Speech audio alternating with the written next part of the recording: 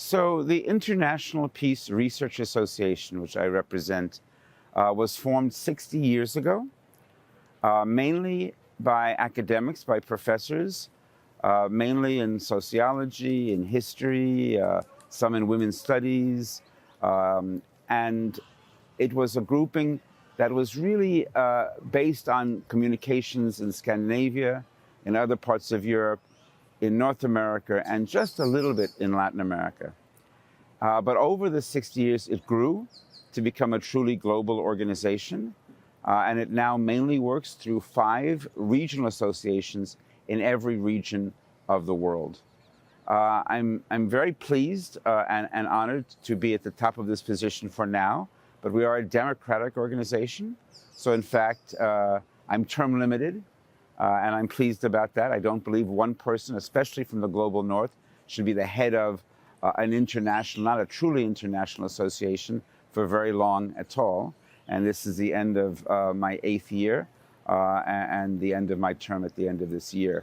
But we are an organization that is majority Global South.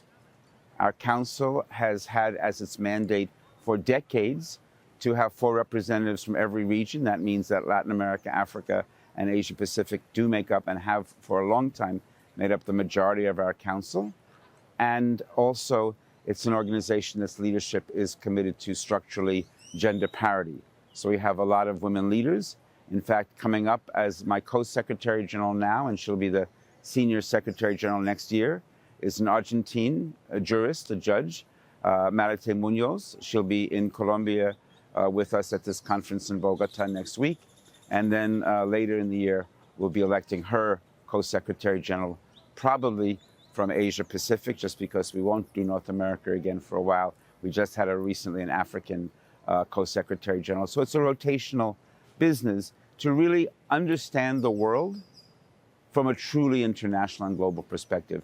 Not just to say that we're international because we think about international things, but no, because we are in dialogue with researchers, students, just plain folk from every corner of the planet to come together to talk about what this thing is called peace and how we can make it with human rights and with environmental justice and with an end to all forms of war, including war against the Mother Earth.